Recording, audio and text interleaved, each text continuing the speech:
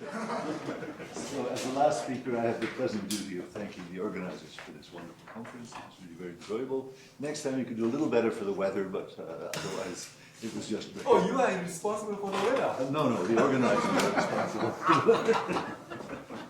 That was terrific. Weather wasn't great here. Okay, so I'd like to give the easiest talk of this week. Everything should be elementary and understandable, self-contained way. That's my intention. If it isn't fulfilled or if something isn't clear, please stop me.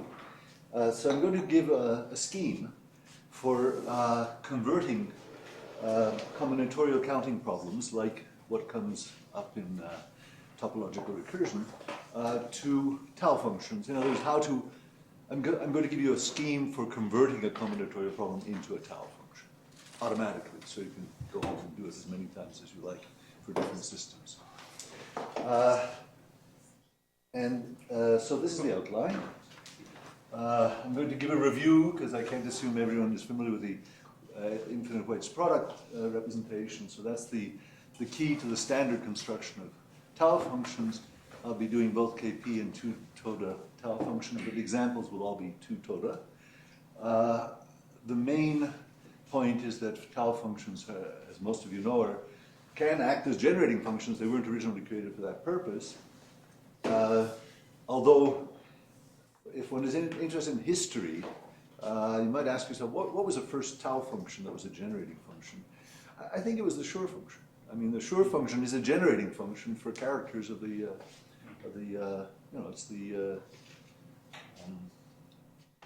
character formula, the Frobenius character formula. You expand a Schur function on the basis of monomial sums, and you get the characters of the symmetric group. So I think that's probably the oldest example. But there are tons of others, but they weren't really invented for that purpose. They were invented for solving integrable systems, or in fact, being a sort of other generating function. Generating function in the spirit, let's say, for Hamiltonian integrable systems, you can compare it with the Hamilton principal function evaluated, or the exponential evaluated on the Lagrangian manifold. So it's not exactly that, but it's very close to that in the context of integrable systems. That's what it was invented for. But today I will only talk about tau functions that are put to use as generating functions for things like Hurwitz invariance, Gromov-Witten invariance, etc. And so I'll recall what it is with the fermionic representation. I'll recall what they are supposed to satisfy, which are the Hirota bilinear equations. The equations that you study in topological recursion are not that. They are things which are consequent of the loop equations, which are related to Virasoro symmetries or diffeomorphism invariance. That's an additional condition. And in certain cases, it just follows that the Hirota relations are also satisfied, but it's not an immediate consequence of Virasoro constraints. And also, there's this mysterious thing of the quantum curve, which I will not talk about, but I'm trying this week to really understand. I am familiar with quantum curves in a much older context of separation of variables, as we've discussed.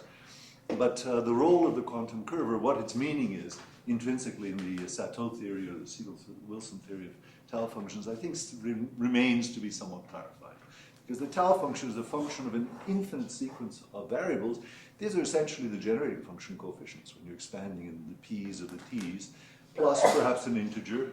In the case of 2 Toda tau functions, you have 2 infinite sequences, and they satisfy an infinite set.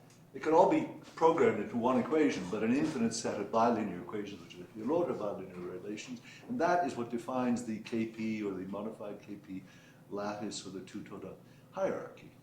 Now, there's a special class of these that's been studied a great deal, and that's what my colleague Sasha Alexander Orlov named many years ago the tau functions of hypergeometric type. They're not just hypergeometric functions. They are called that because all hypergeometric functions, multivariable, anything you can think of in the history of hypergeometric functions, are special cases of these. But this is just a name. What it really amounts to is, as we'll see in detail later on, that when you make an expansion of these tau functions, as you always can, in a basis of Schur functions, if it's a double expansion, that is, if you're talking about things like 2 Toda, double Schur function expansion, it's diagonal. So you can take that as the definition of the hypergeometric type of tau function. Diagonal double Schur. We'll be seeing it in detail. Diagonal double Schur function expansion. Okay, but since this is a conference about things like quantum spectral curves and and topological recursion. I want to start out with one example, well known since 2000, the example that Okunkov invented, the generating function for double Hurwitz invariants. And that is exactly a tau function of hypergeometric type, and all the others that I will be constructing as a general scheme here will also be of hypergeometric type. So it's a subclass. I should say that the Kontsevich-Witten one is not of hypergeometric type, even though we have relations between the Hurwitz generating function. I've been asking this question over and over again. The relation between Hurwitz and Kontsevich or Hodge integral generating functions is non-trivial. It involves transformation, diffeomorphism actually, when you think of it. And they are not of hypergeometric type. You can always relate two tau functions by symmetry of the KP system. So the fact that you can relate them doesn't mean it's the same tau function. It just means that you know a specific relation between them. What I'd like to know is how can you use that to map the quantum spectral curve for Hurwitz into the one for Hodge integrals? That was the question I was always asking. Okay, so the main, then I'll turn to the general construction, which is really an elementary construction. If you're familiar a little bit with the representation theory of the symmetric group, then these entities should be familiar, perhaps with the exception of one thing that, I found rather few people who were familiar with this notion of Drusis-Murphy elements. They're special commuting elements of in the center of the group algebra, and they play a crucial role in this construction, so I'll spend a little bit of time discussing them, just in case you're not familiar with it. Then there's what I call the intertwining map. There's a map between, we're familiar in tau function theory with two equivalent Fock spaces, the bosonic and the fermionic Fock space. And they're isomorphic, and there's the so-called Bose-Fermi equivalence, which allows you, on the one hand, to think of a tau function as a fermionic matrix element, which is evolving according to some sort of abelian group, or you can bosonize it, and that's really the tau function is a bosonic, so to speak, wave function in the sense that it's a function of an infinite set of, symmetric function of an infinite set of bosonic variables. So that is a familiar setup. Maybe the fermionic one is less familiar to those of you who have studied topological recursion, but the bosonic one certainly is familiar because that's the variables in which they're expressed. And let me just say in advance that there's going to be a special group, an abelian group, which generates these tau functions. Any element of the abelian group can either be viewed as an element of the center of the group algebra summed over all, so Sn summed over all n. So it's a direct sum of the centers of all group algebras for all symmetric groups of increasing numbers. It can be viewed as that, or it can be viewed as, in the setting that you're probably most familiar with, of the bosonic representation, as essentially the exponential of a cut and join operator. So that's the animal we're talking about. Or what the easiest and the oldest representation in the fermionic one is simply in the fermionic Fock space, there's a natural basis labeled by partitions. And in this basis, you take the group of all endomorphisms of the Fock space that is diagonal in this basis.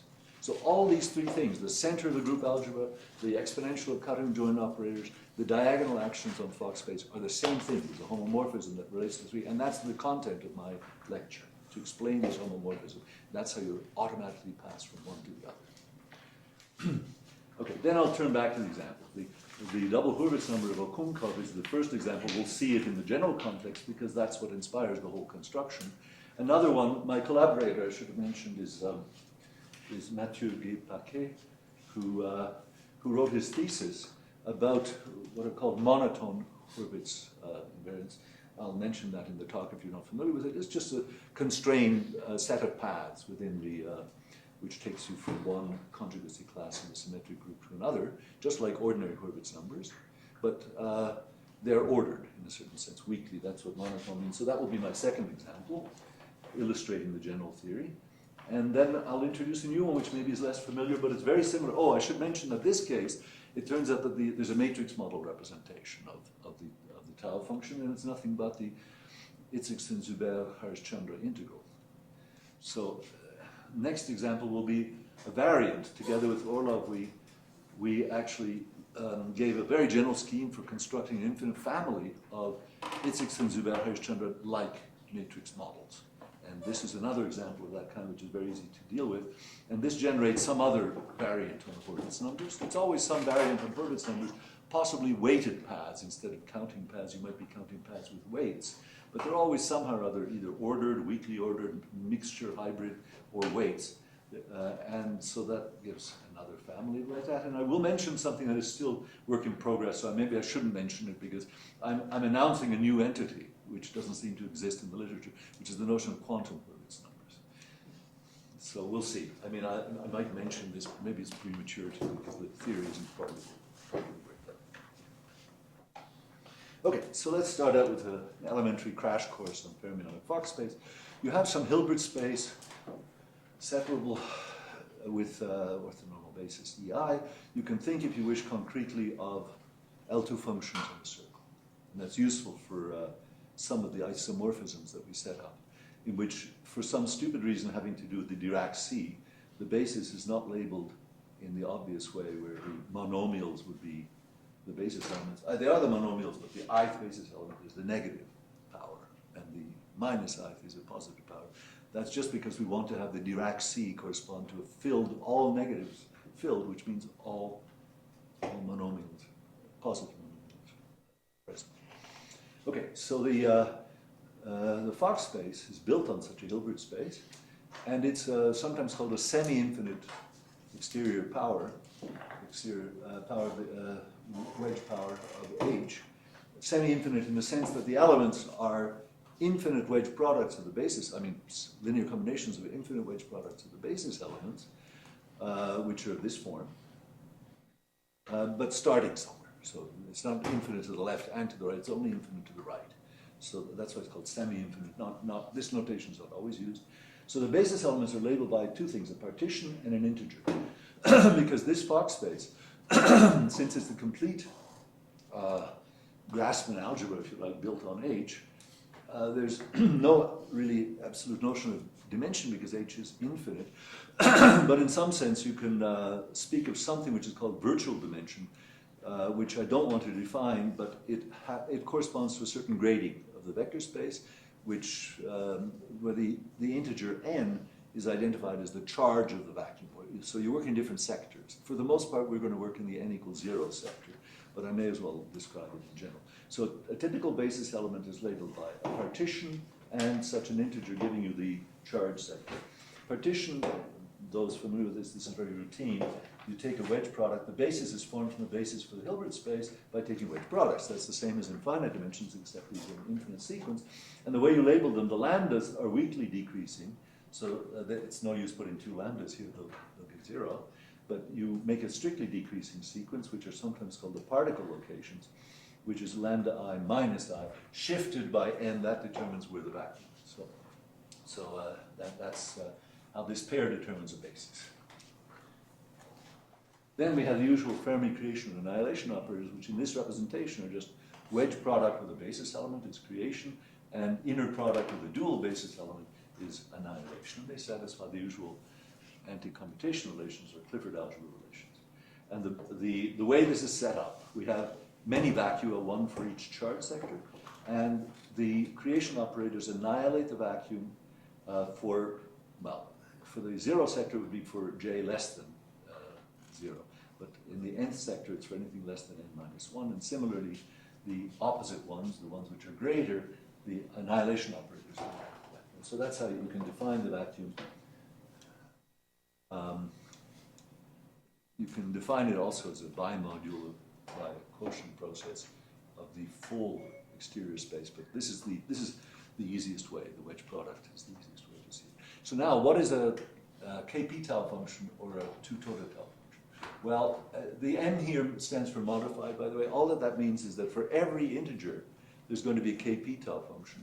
But in addition to the Hirota relations satisfied by those individual ones for each fixed n, there's an additional set of, so to speak, relative Hirota relations, the ones which relate n to n plus 1, n plus 2, etc. That's what defines the lattice property. So the n is really the lattice index. So this sometimes this is thought of as a sequence of Kp and once, twice, three times modified Kp, because there are things, I'm not going to go through the theory of integral systems, which are called Bäcklund or Darboux transformations, which take you from one to the other. In the fermionic setup, it's simply how you interpret it as a matrix element, certain operators which belong to the Clifford group or the Clifford representation of the fermionic operator, the G is, you can think of, you associate to the GLH, so just the Lie algebra of endomorphisms of H.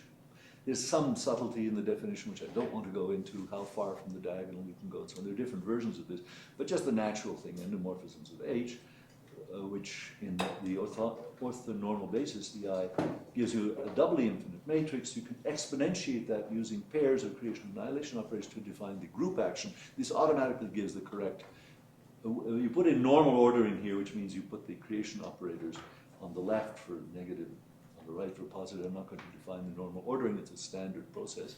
It's just a question of whether you shift it and put in a minus sign or don't shift it. So this is the normal order. That automatically gives you any central extensions that might happen in the quantization, and there are central extensions. But basically, this is the representation of a typical element, at least in the connected part of the GLH group.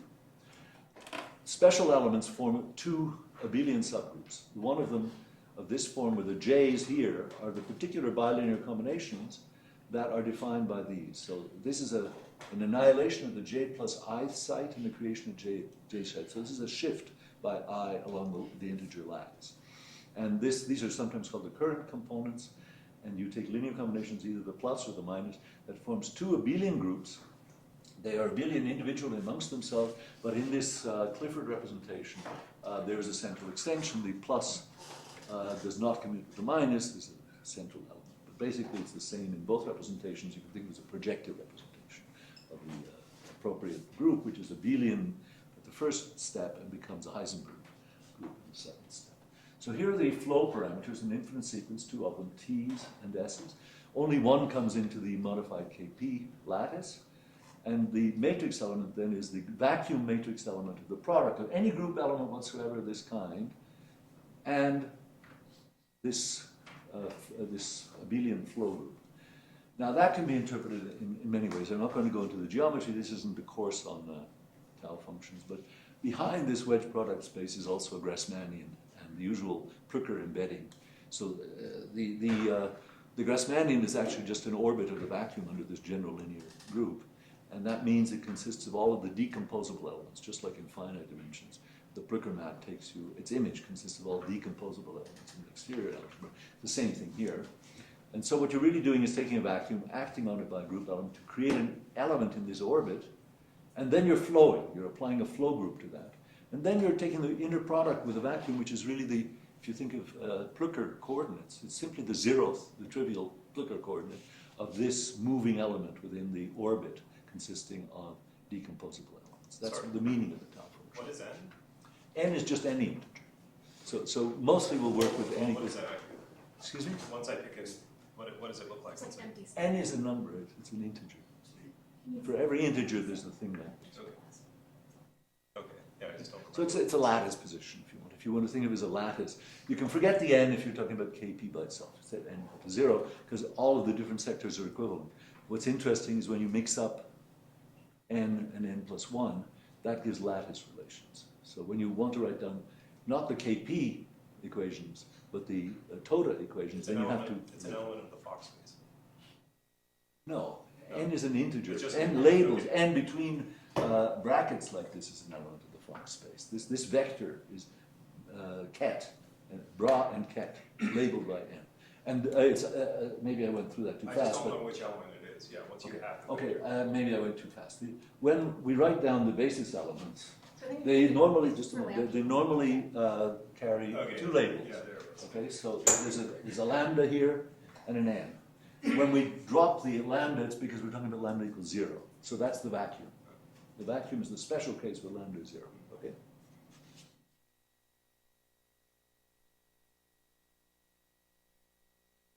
Okay. So here's the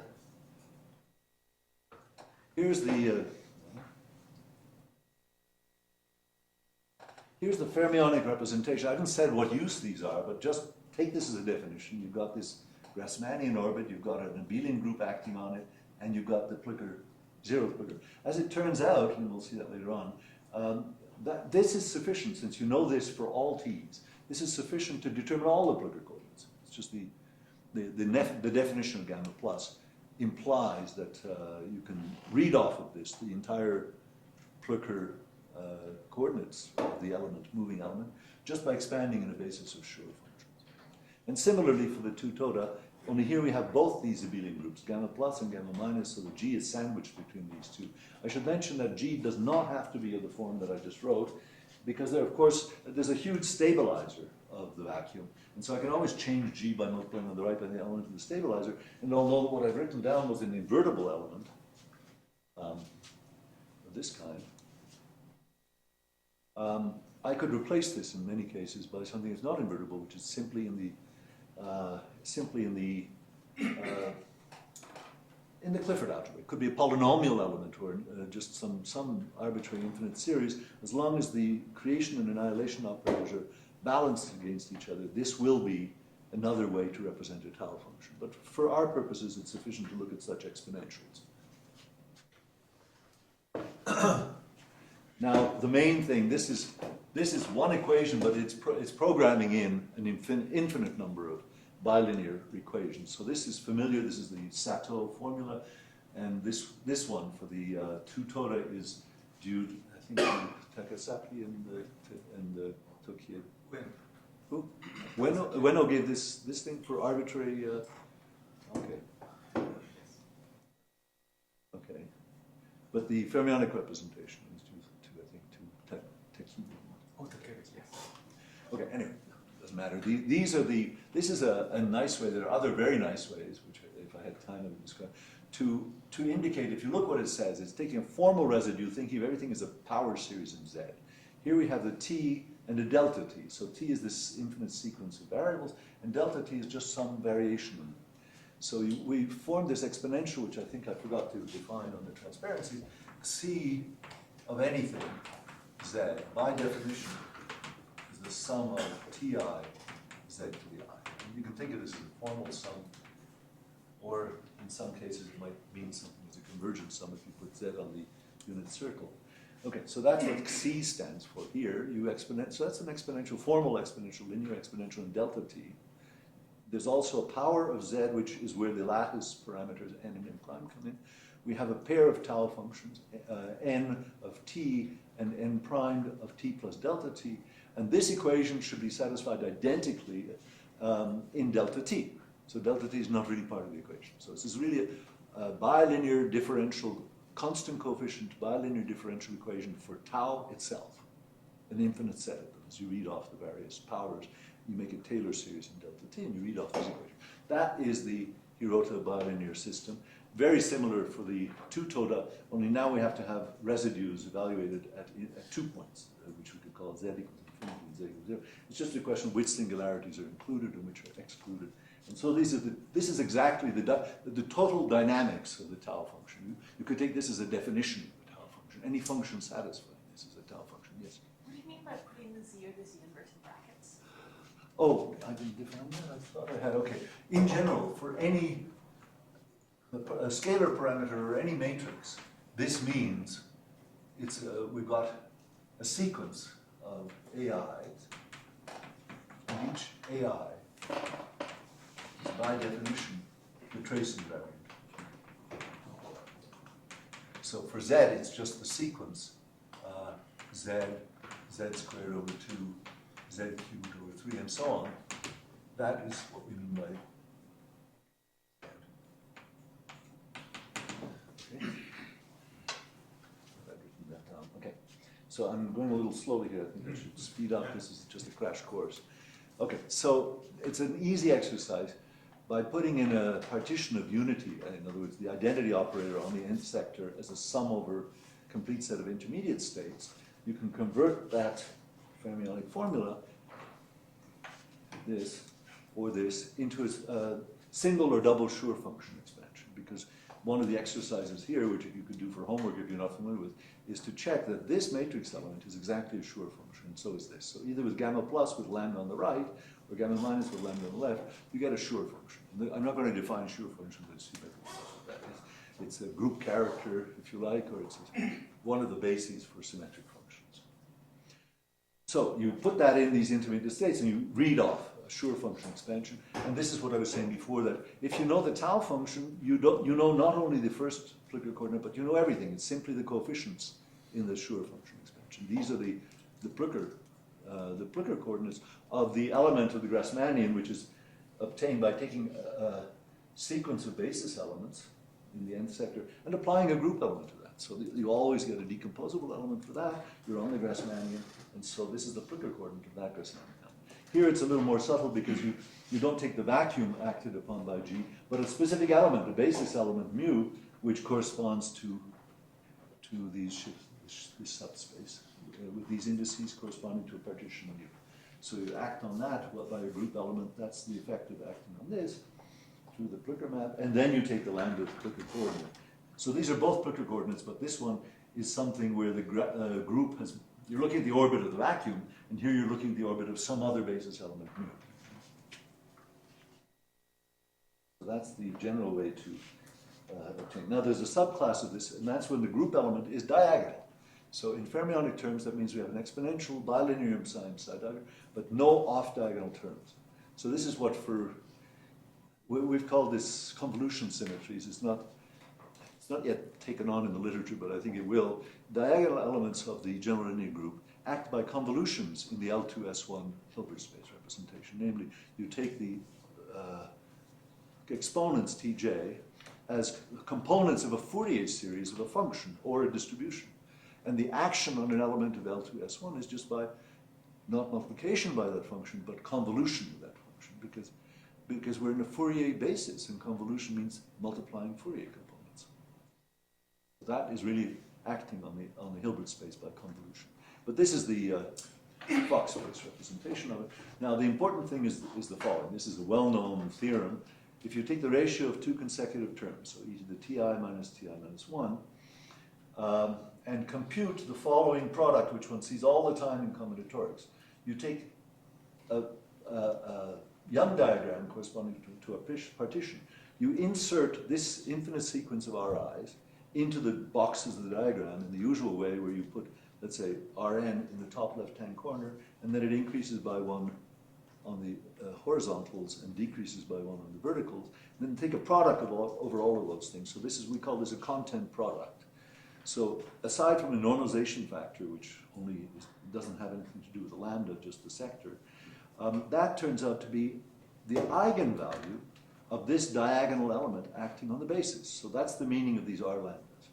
Now, if you plug that into the previous Schur function expansion, since it's diagonal, you'll see that this expansion, well, this one is best to look at, will involve a matrix element G between lambda and mu bases, but G is diagonal.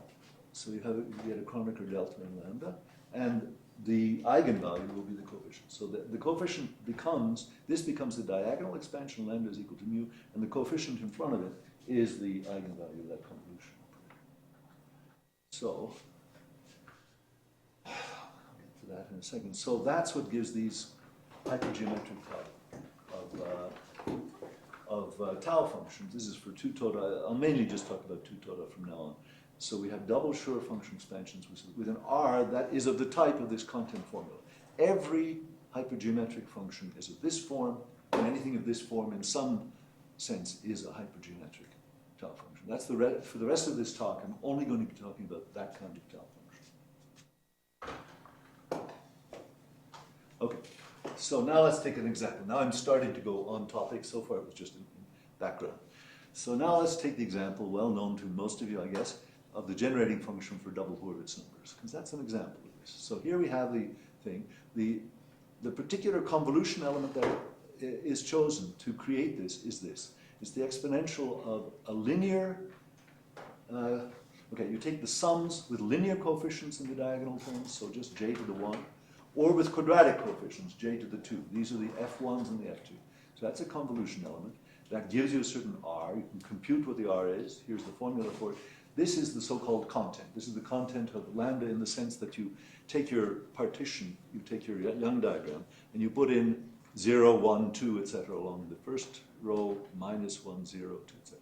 And you add those up, and this is what gives you a quadratic expression in the lambda i's. And that is exactly the exponent in Okunko's Schur function expansion of the generating function for double Hurwitz. To get the generating function, of course, you have to get only connected parts, you take a logarithm of that, and don't expand it in, this is what we'll see later on, don't expand it. Take the same thing, but expand it in a different basis. The basis given by the character formula. Namely, you replace the SS by PP, where these are the monomial sum symmetric functions instead of the Schur functions. That change of basis, for reasons that will be apparent in 5 minutes, give you the double Hurwitz numbers as coefficient. Not this, but the new expression in terms of this basis. So that's the general rule. Every generating function will be of this kind. It's only exactly which element one has put in here that takes you from one case to another. And this is the specific case that gives double Hurwitz. Now let's go back to a little bit more first year group theory. So, so there's the symmetric group, Sn. There's the group algebra formed from that. You can think of that, if you like, as the regular representation, as a module under left multiplication is the regular representation. It's basically just linear combinations of group elements. And there's the center. Z is the center of that group algebra. That center is going to play exactly the same role once we sum up over different ends as this convolution group. It will be, in fact, isomorphic to the convolution group in some sense. And that will give us the third representation, beyond the fermionic, bosonic, which is simply the tau function itself. And we'll have a combinatorial representation. That's what will let us read off the combinatorial content as a generating function of whatever hypergeometric tau function we construct. So now there's something standard in group theory, the characteristic map. Usually you see the characteristic map. This is what underlies Schur-Weil duality. You usually see the characteristic map as a map from the space of conjugation invariant functions on the symmetric group into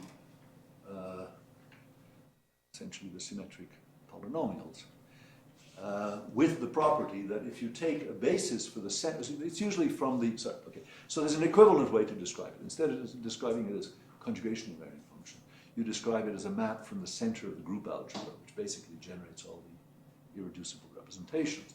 So there's a standard basis for that, labeled by partitions, which are the orthogonal idempotents, the elements which project you onto the component of the regular representation, which is labeled by lambda as an irreducible piece. Of course, you have that as many copies of that as the dimension, but it's the projector to that. But there's a way to write this down, but I won't write it down. But the main properties are that the square is equal to itself. It's really a projection operator, and the product of two different ones is 0.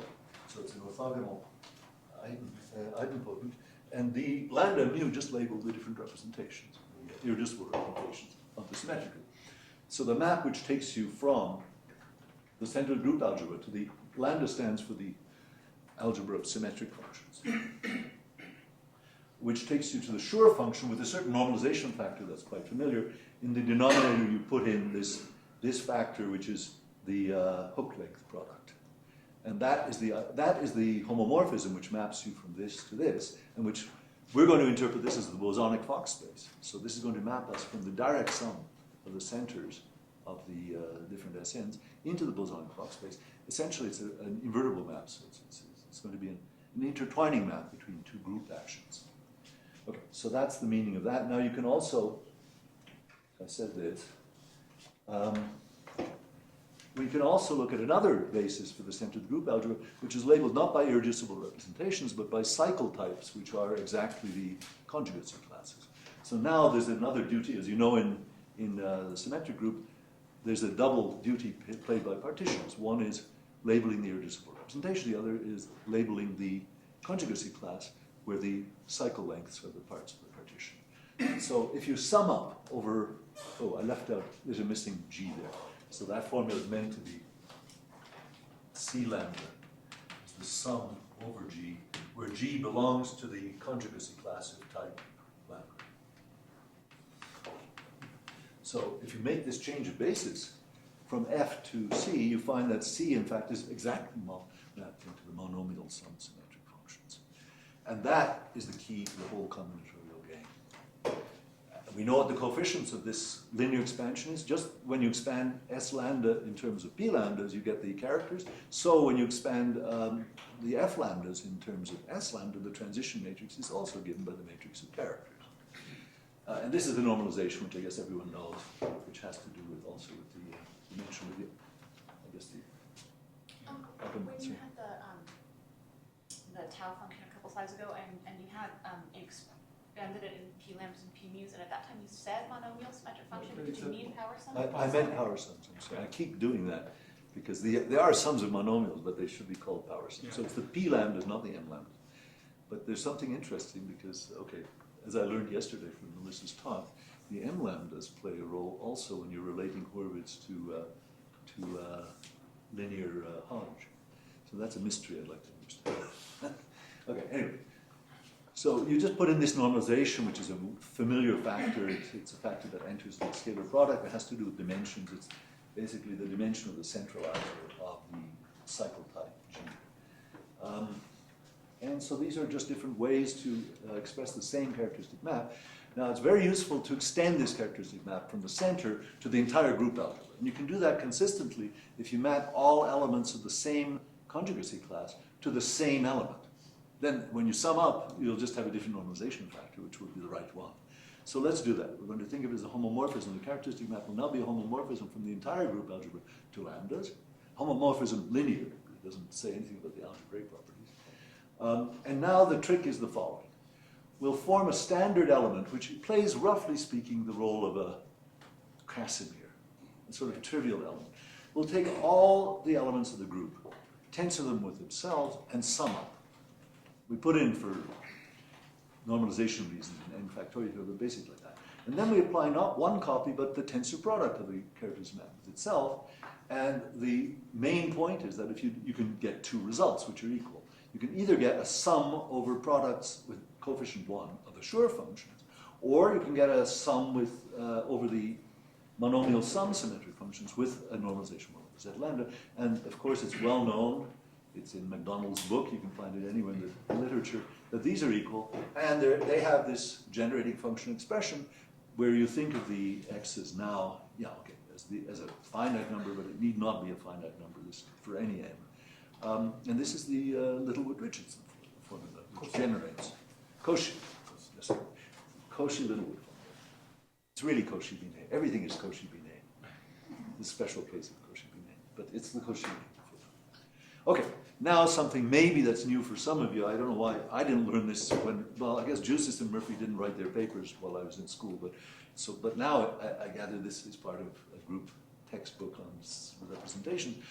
We take a special element, a special set of n elements of the group algebra, which consists of sums of some of the cycle sums. So J1 is just 0. It's just there for bookkeeping. Sorry, J0 is just, no. J1 is 0. There's no really J0, but I'm going to invent a J0 in a moment. But never mind. J1 is just 0. J2 is the sum of 1, 2. Well, it's just 1, 2. It's the transposition 1, 2. J3 is the sum of 1, 3, and 2, 3.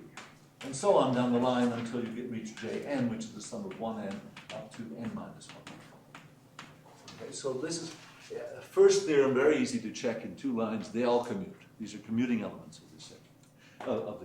They're not central, but they're commuting elements of the group algebra. What the nice theorem is that if you now combine these are commuting variables, take them as indeterminates, and evaluate any symmetric function in them, that will be in the center, and you can completely characterize the center that way.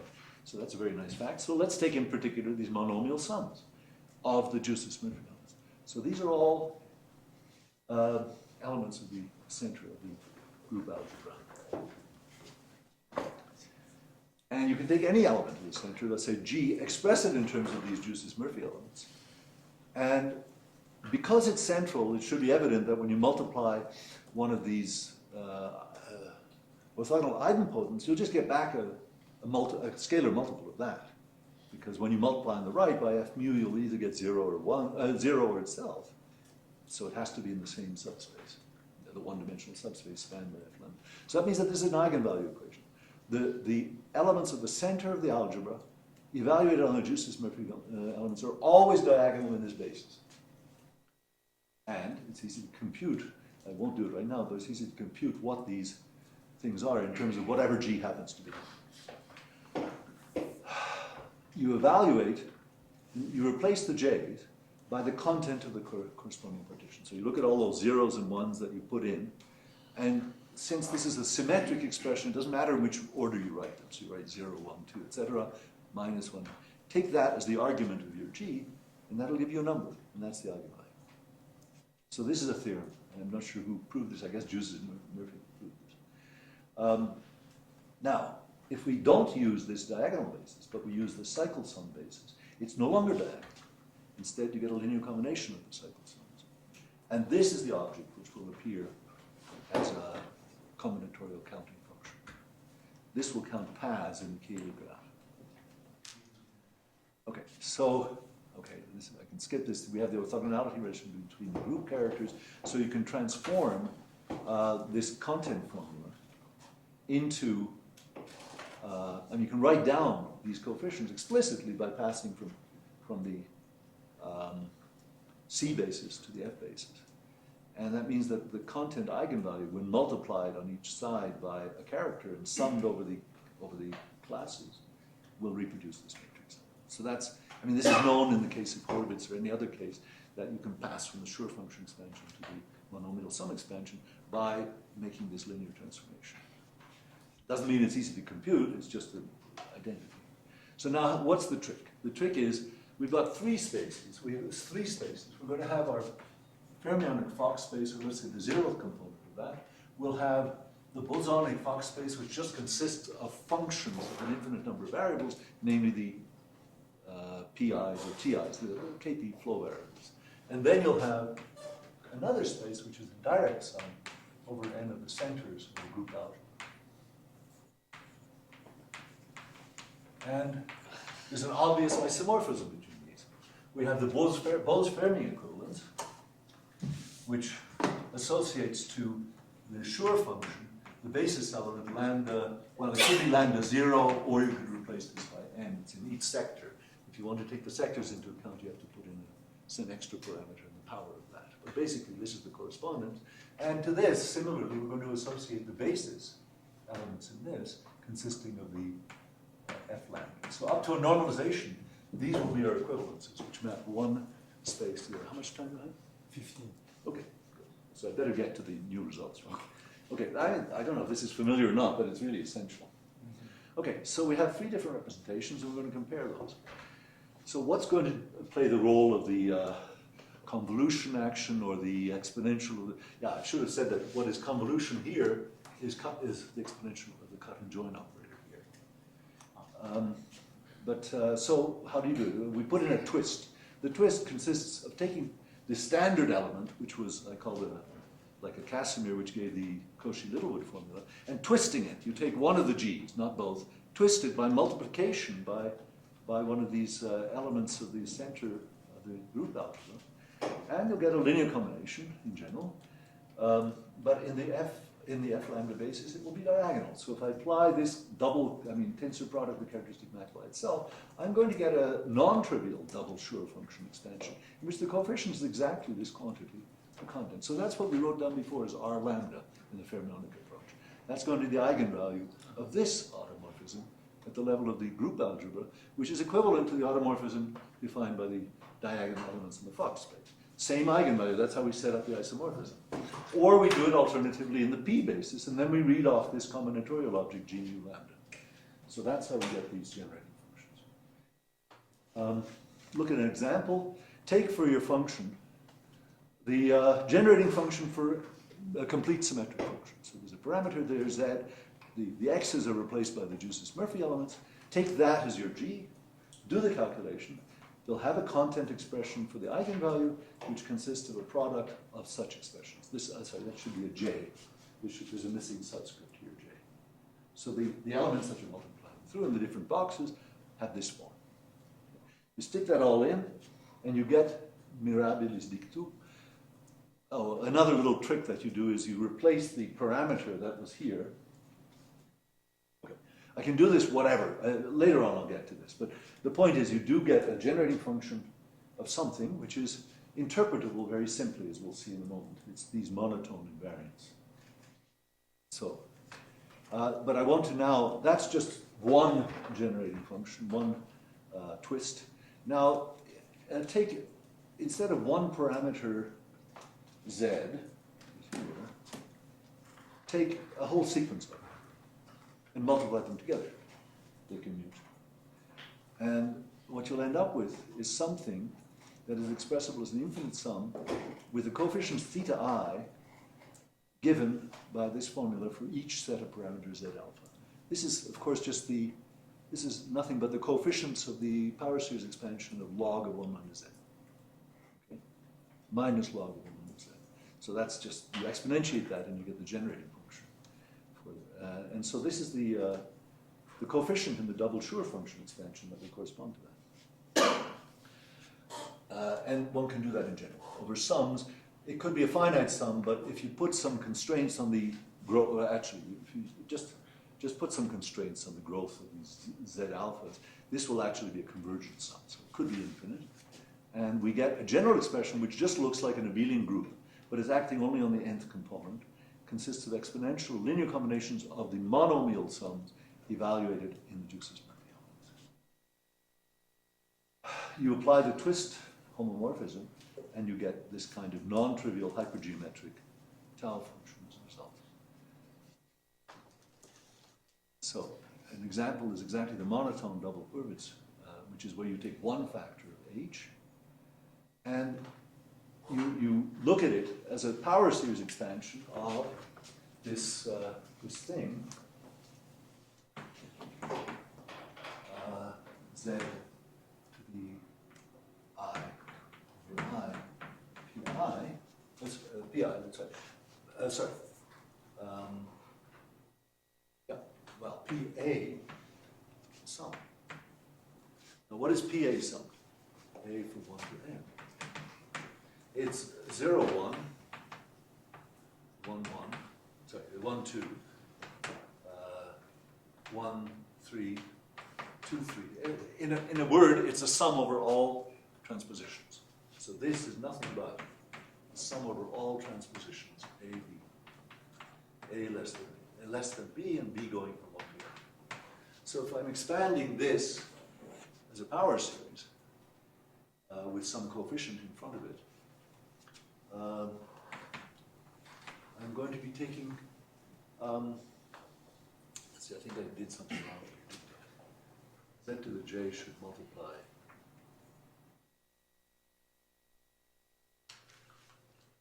This should be the same j. Okay, what I'm trying to say is take theta j to be just z to the j over j, and take the sum over that, and then expand the exponential. So there's some sort of parameter in front, let's say beta. You'll get a power series in beta to the d over e factorial, and what you'll get here will be this sum over all transpositions. But it's in a certain order, because we've already chosen j1 followed by j2, etc. in the generating function. So we keep it at that. And that means that when you take, if you have one factor from here, a certain power, you'll only have those terms entering in the coefficient. So you'll have a relationship between c mu and c lambda, where you're multiplying by a1, b1, up to whatever ad, bd, where the second factor, b, d, is always less than or equal to b, d plus 1. Each is coming from the successive Juice's Murphy elements. So the second factors are weakly increasing. And this is what was called monotone Hurwitz numbers. To interpret it, I should say right away that for ordinary double Hurwitz numbers, it's easy to identify them combinatorially as paths in the Cayley graph. I don't have time to go through the details, but basically it's all possible paths from the conjugacy class of cyclotype lambda, that is from C lambda, to the one from cyclotype C mu, in which the steps are just transpositions. That's exactly what you're counting. How many paths are there from one to the other. It's the same thing as the number of coverings of a Riemann sphere with that many points with the ramification type given by that. Is that well defined? Is it independent of each other? Yeah, it's independent. You can see very easily. So what you're really counting is you're taking any fixed element from the first conjugacy class and walking over to the other conjugacy class. It doesn't matter what you end up on, you'll get the same number. Okay, so that's what this is generating. These are the monotone.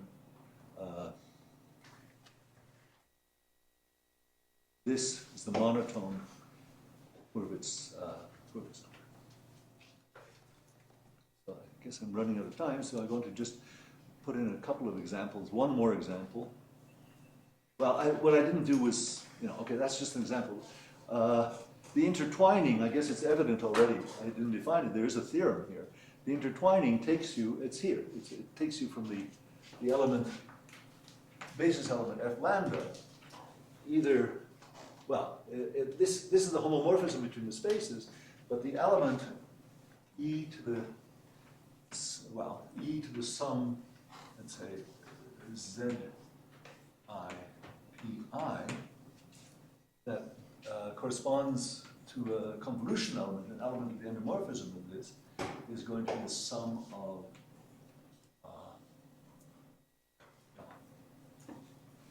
I think I wrote this down before. Tj, psi j dagger, where you can read off these coefficients as linear combinations. So I'm getting a little lost in my transparency. This is the homomorphism. So a general linear combination of the monomial sum symmetric functions exponentiated, evaluated in the Justice-Murphy elements, gets mapped over to this convolution element, which involves not just the monomial of degree j, but a sum of all the k super i's from 1 up to j. So that's a polynomial. It's a polynomial of degree j, which is the coefficient of this diagonal element. That's the homomorphism. And the theorem is that that intertwines these two actions, and it's kind of obvious because they're diagonal in the corresponding bases with the same eigenvalues, which we've checked before. So that's to do that, you have to, of course, take all weights into account. So you do that by taking the sum over all of the terms. Okay, so this is redux for double Hurwitz numbers. We're just looking at what specific case corresponds to Okunkov's formula. Theta 0 is the log of his parameter q. Theta 1 is his parameter beta. All the others are 0. The convolution element you can recognize from the first transparency is this, and that corresponds to mapping the familiar expression. The element g is given essentially by e to the p1, but with a beta in front of it. Everyone knows this. That's how you construct it also using the cut and join operator. And then there's some constant, which you add in because you have to have constants, which are different on the different n sectors. So we put in a q to the lambda. So that gives you Okunkov's formula as a special case of this. The monotone one I already mentioned.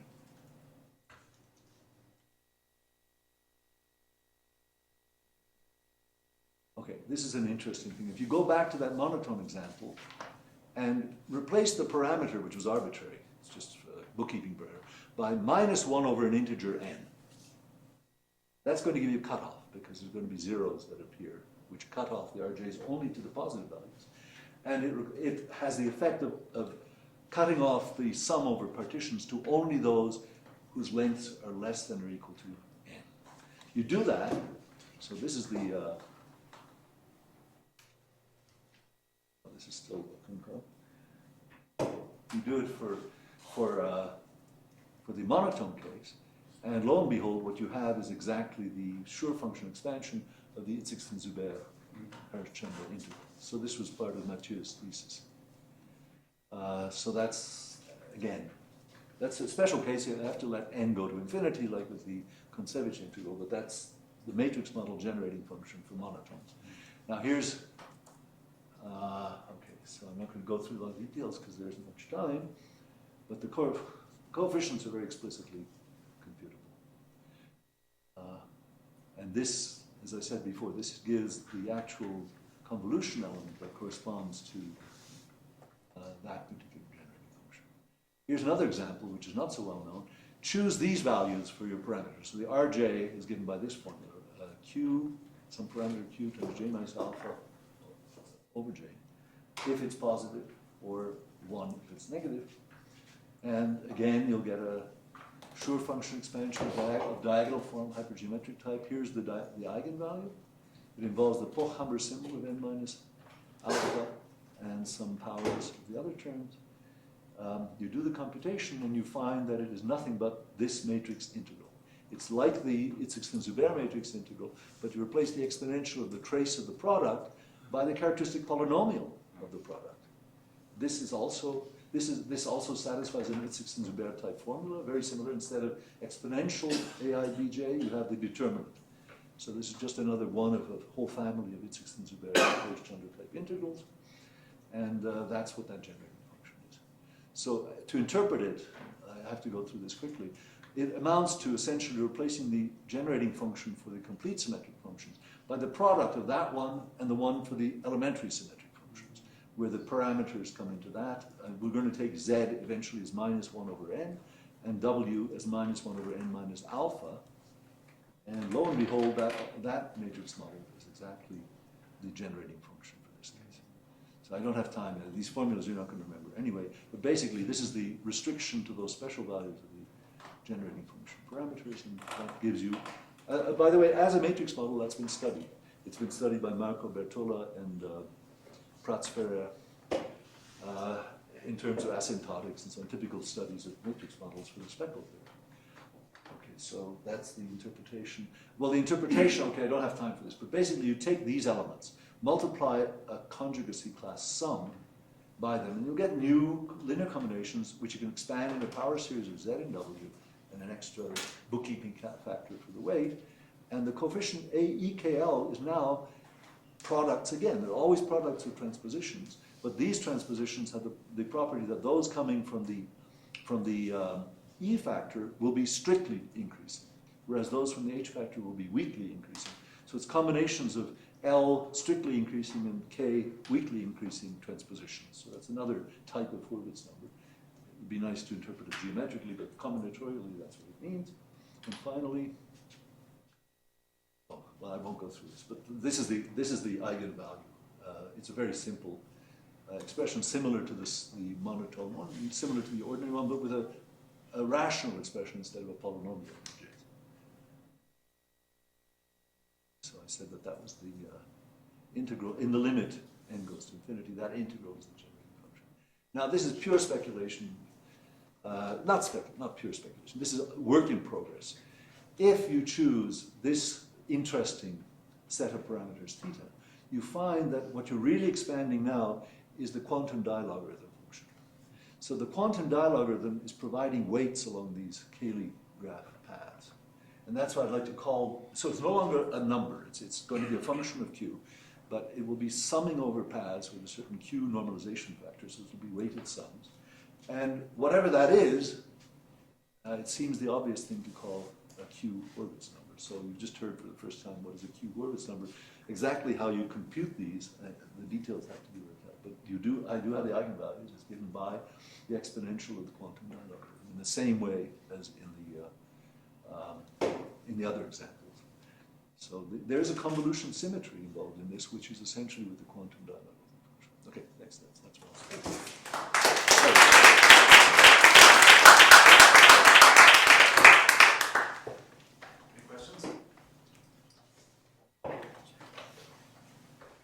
That means that either you understood everything or you understood nothing.